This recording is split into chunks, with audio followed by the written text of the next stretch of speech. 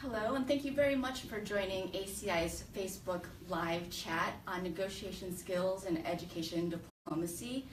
I have the pleasure of having with us today Dr. Katharina Hohn from the Diplo Foundation.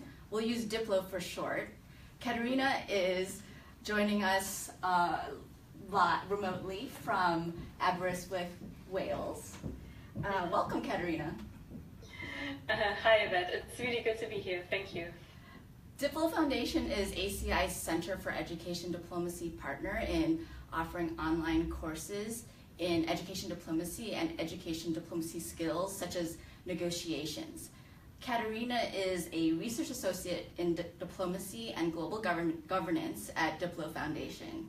She was also just recently the course instructor for a negotiation skills course that just wrapped up a couple of weeks ago. If you're just joining us, this is Katharina Hohn from Diplo Foundation.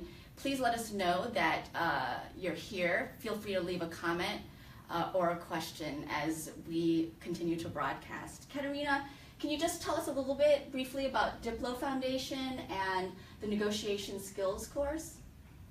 Okay, so first of all, again, thank you for having me. It's really exciting.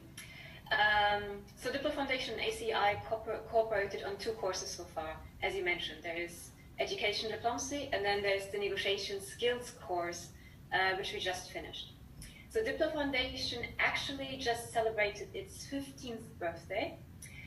It's an organization that was born out of the idea, well, 2 ideas really. First one, how does the internet and how does new communication technology impact diplomacy? How does diplomacy and diplomatic interactions change?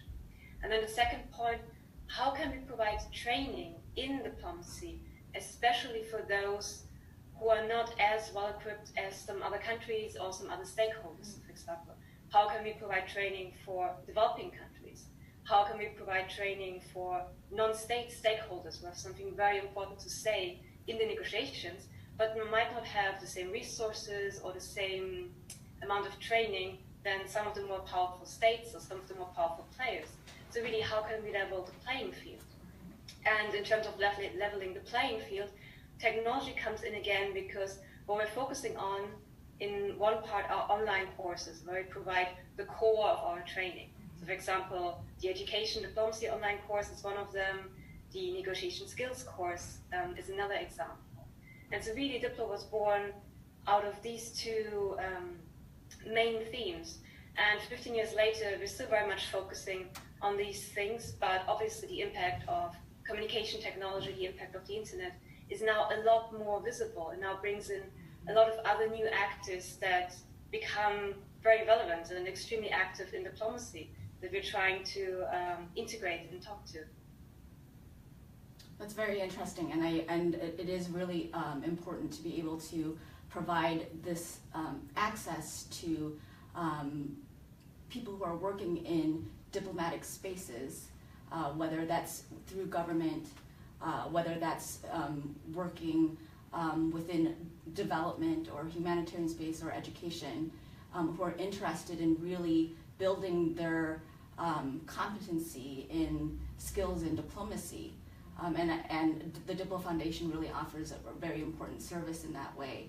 And it's been a really wonderful cooperative effort to be able to develop education diplomacy as a concept and as a practice, and really think about the skills that are important to advance education worldwide. So, Katharina, tell us a little bit about the negotiation skills course. Why was it important to be able to offer the course? What types of topics were covered, and who were a part of it? Who joined? So this is the first time we've run the course, and we just concluded the course, so it's still very fresh and still very exciting. I think just in terms of the mindset for this course, we started very much from the assumption that we are all negotiators all the time. So we all have already plenty of experience negotiating. And then you have people who do that in a professional capacity and people who do that in everyday life. So this is one of the starting points. The other starting point was this idea of, and here I'm paraphrasing a very famous quote, the strong do what they want and the weak suffer what they must. And this comes from Thucydides, who was an ancient historian in Greece, and described an interaction between a very powerful state, Athens, and a much less powerful state, Milos. And he really coined this phrase, the strong do what they want, the weak suffer what they must. Mm-hmm. And the starting point here is that we fundamentally disagree with that, basically. And just to give another quote, negotiations between the weak and the strong is a dialogue between the lion and the lamb. Does the lion always eat the lamb? And does the industrialized nation, for example, invariably trump the developing country? And if that is true, does a command of negotiation techniques and tactics really matter in the end? And so our answer is obviously yes, it does matter. And so the course really tries to provide an overview on negotiation skills, but very much with this focus of how do we bring in new actors into already established negotiation skills? How do we train both diplomats as well as those who are not traditional diplomats, but who also have a lot to say in these diplomatic encounters? Right. And in that sense, how do we level the playing field? Right. So the course we designed runs for 7 weeks. We start by discussing basics of negotiation. So here we discuss types and stages of negotiation. We discuss the role and power of empathy. Then, in the following weeks, we go through a couple of skills that we find really important in terms of negotiation. So here we have language and creativity, how to effectively respond to a no, how to use framing in negotiations, how to manage the whole process of negotiations, for example, how to use deadlines, how do you make concessions, how do you package agreements, how do you provide follow-up. So it's very much looking at all these skills and always relating them back to the kinds of experiences that our participants already have. And then after these very in-depth discussions, we go into a negotiation exercise. So you have to remember this is an online course, and within this online course, we're running a 2-week negotiation exercise. And in this case, the exercise was focused on an education project in the context of a developing country. And really, we had basically 3 core stakeholders, which was a developing country, a developed country, and civil society in the developing country. And then to answer your question about who is taking the course, here again, we had a very interesting mix which exactly reflects these different types of stakeholders we're trying to speak to. So we had a larger group of diplomats from Mexico, then we had a larger group of diplomats from Serbia, and then a third group which consisted of civil society representatives. And within that group, we had quite a number of educators. So really what we also tried to do while talking about the basics of negotiation, while talking about negotiation skills, is to kind of see what are the different perceptions. How do we bring these different groups together? What happens when they exchange their experiences, their ideas about negotiations, and their perceptions of the whole process? And really to bring out that in a kind of facilitated dialogue, and then obviously in the simulation. Wow, what a wonderful opportunity for the participants to be able to interact, whether they were working directly in education. I know that there was an elementary school teacher in there, along with, as you were saying, representatives from the ministries of foreign affairs from various nations. And what a fascinating dynamic that was during the course, to have such rich discussions, not only from professional backgrounds, but also cultural backgrounds. And I just wanted to pause, Katharina, if you're just joining us, welcome. We're here live with Katharina Hone, who's in Aberystwyth, Wales. She represents the Diplo Foundation, and we're talking about negotiation skills and education diplomacy. So, Katharina, can we all become better negotiators? And if so, why is this important? We already talked a little bit about how it opens up the playing field for for everyone, and it makes being a part of the conversation accessible to everyone. But can we really become better negotiators? Yeah, I mean, definitely. As I said, the assumption from which we start in this course is that we are already negotiators. So whether or not it is at home with your partner or with the kids, we are already negotiating all the time. And that's something we can build on. And what we try to say in the course is that we already have a core skills of negotiation that we then can build on. And what is important if you're talking about, for example, education diplomacy, and this idea of bringing different stakeholders together, is to understand the context in which diplomatic negotiations, for example, in relation to the Sustainable Development Goals, the context in which these take place and the kind of particular areas that you need to navigate and the particular kind of rules of the game that you need to understand. But I mean, in principle, we are already all negotiators. But then in the course, we're trying to really hone in on some of these skills. What is noticeable is that both of those people who are professional negotiators, so who are diplomats, and those people who are also negotiators, but not doing that in a professional capacity, or at least don't think that they do it in a professional capacity, all of these groups, there's a tremendous amount of things that remain unreflected. And that's one of the things that we try to bring out in this course, is to really reflect on these issues. So for example, what about power in negotiations?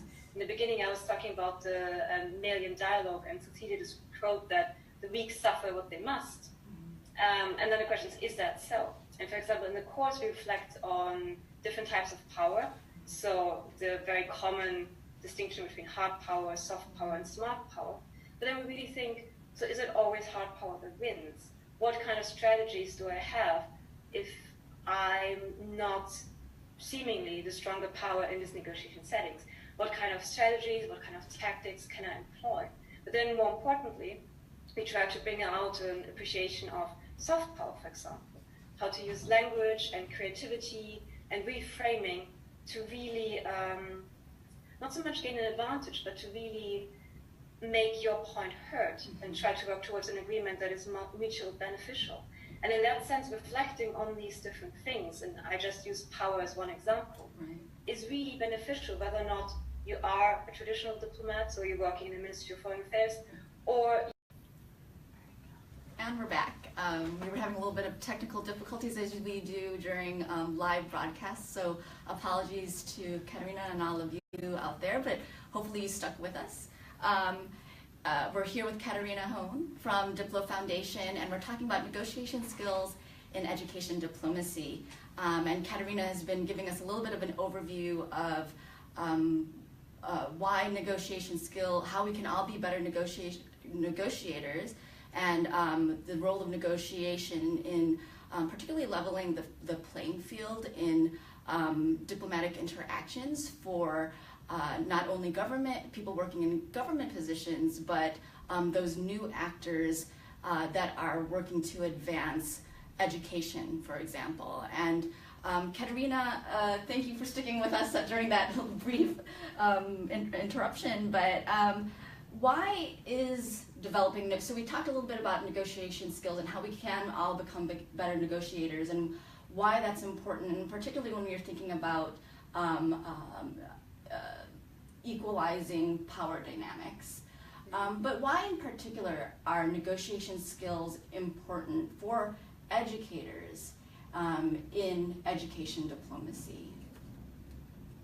Yeah, that's a really good question. And as we said before the break, so to speak, there are two courses we developed with ACI, one on focusing on education diplomacy and the other one on negotiation skills.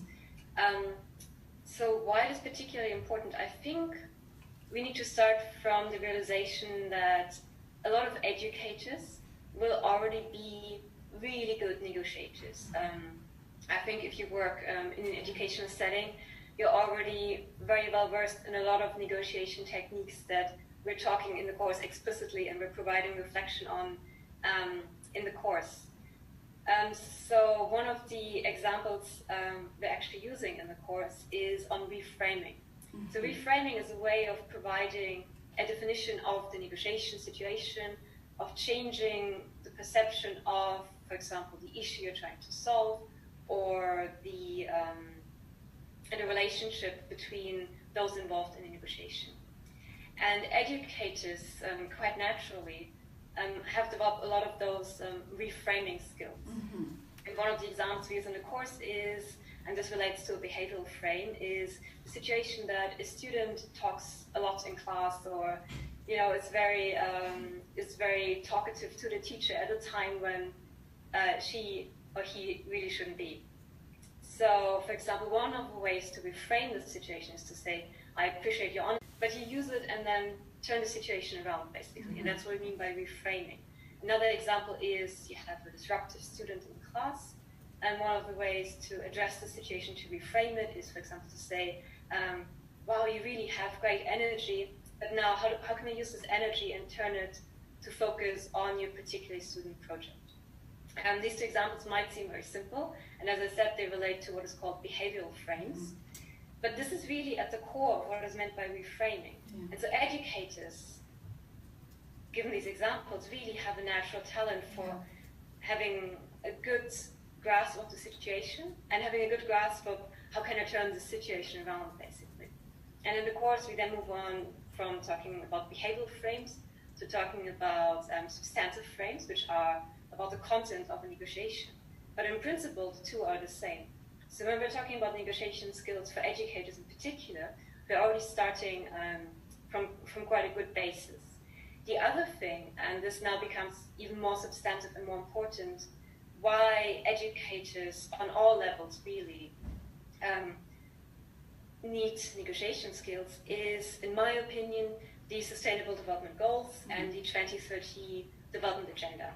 Right. So most people listening probably know about the Sustainable Development Goals a little bit, agreed in 2015, an extremely ambitious agenda for development towards 2030.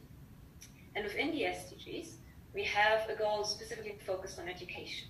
Extremely ambitious, talking about equitable, quality education. And one of the things that is kind of new with the Sustainable Development Goals is the fact that already in the lead up to these goals, in the consultation process, lots of different stakeholders were consulted.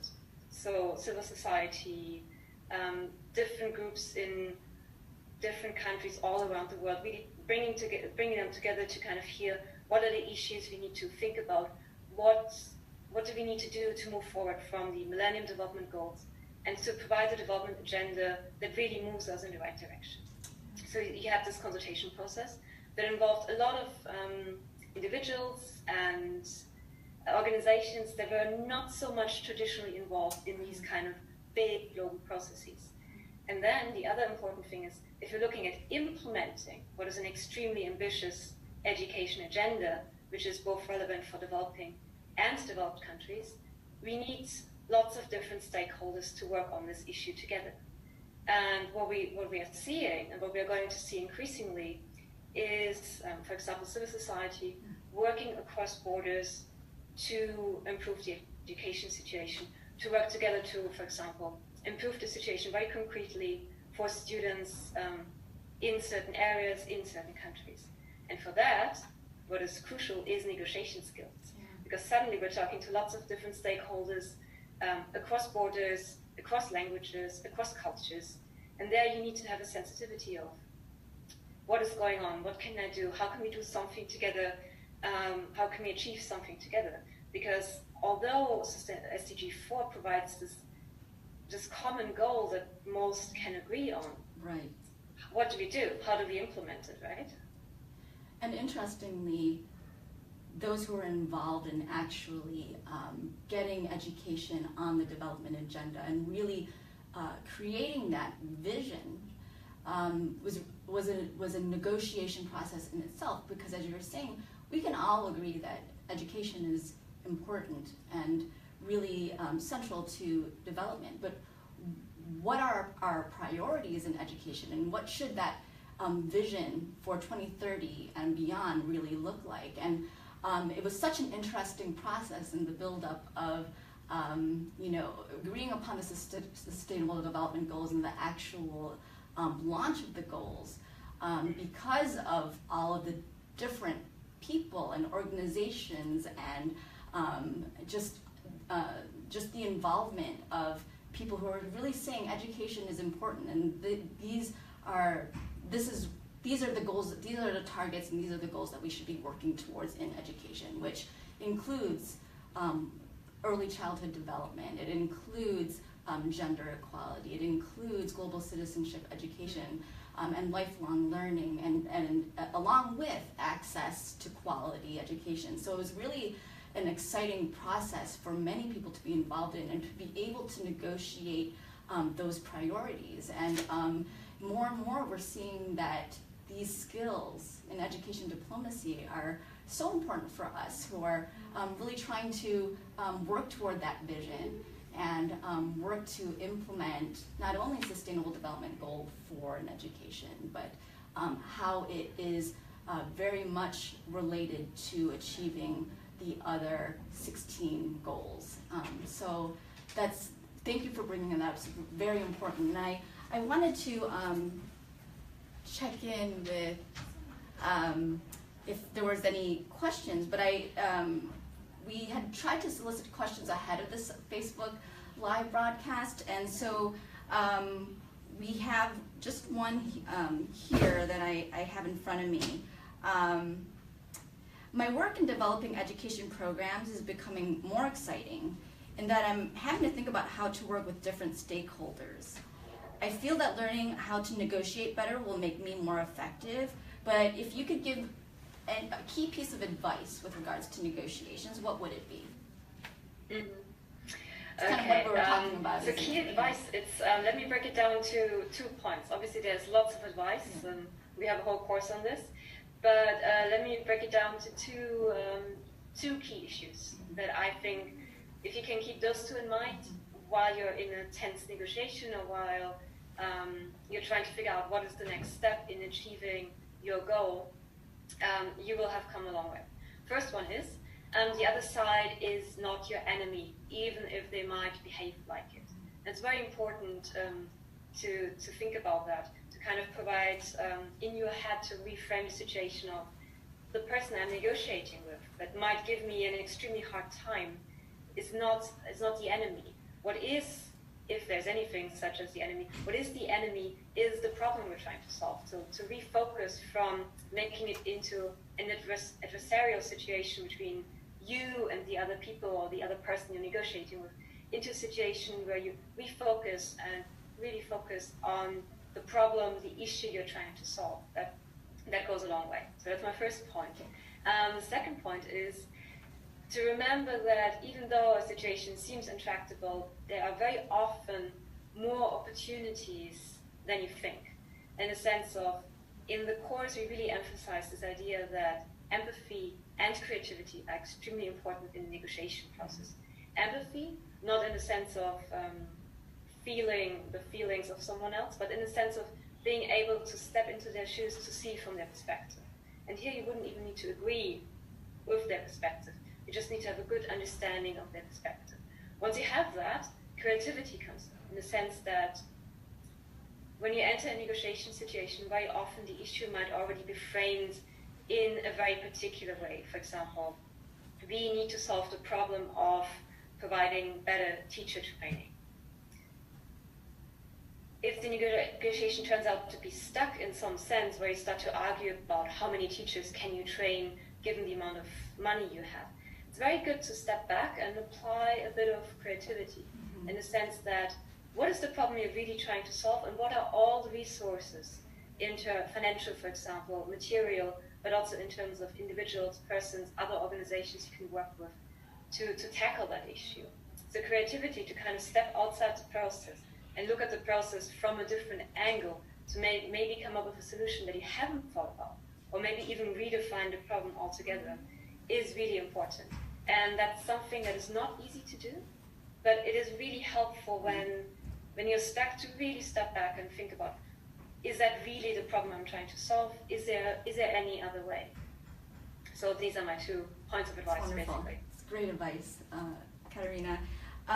We're going to have to wrap up the question portion, but I wanted to just let you all know that in 2018, ACI Center for Education Diplomacy and the Diplo Foundation will be offering the negotiation skills course, again, along with the foundations in education diplomacy. So please go to educationdiplomacy.org and sign up for to be on the mailing list so that you can receive updates on those dates that are still to be determined. And Katharina, how can our viewers learn a little bit more about Diplo Foundation? That's a good question, thanks. So first step is to go to the website, which is diplomacy.edu. If you get a good sense of the courses we're offering, our publications, all the work, and what I've talked about today is just really a snippet of what we do in terms of looking at diplomacy, doing research in diplomacy in relation to new technology, to ICT, then obviously using ICT to train people through our online courses. So diplomacy.edu is probably the best starting point. If on that page you scroll down, you can subscribe to our newsletter, and that basically means every 2 weeks you will get an update of what is going on. You will, for example, get an update when we decide on specific dates for these 2 courses in 2018. Wonderful, thank you so much. And before we sign off, I just wanted to share a quote from from one of the participants in the negotiation skills course. Quote, "At the end of the day, we are all capable of resolving a specific challenge and working with people from very different parts of the world with diverse cultural backgrounds." And I think this is something that we need to remember as we work to affect change in education and building sustainable futures for children worldwide using education diplomacy. And I wanted to thank you very much, Katharina, for joining us today in, during this live broadcast and kind of testing out these new ways of sharing information with our viewers. I thank all of you for joining us as well, and join us next time. Again, please go to educationdiplomacy.org for more information and to sign up to our mailing list. Thank you. See you next time.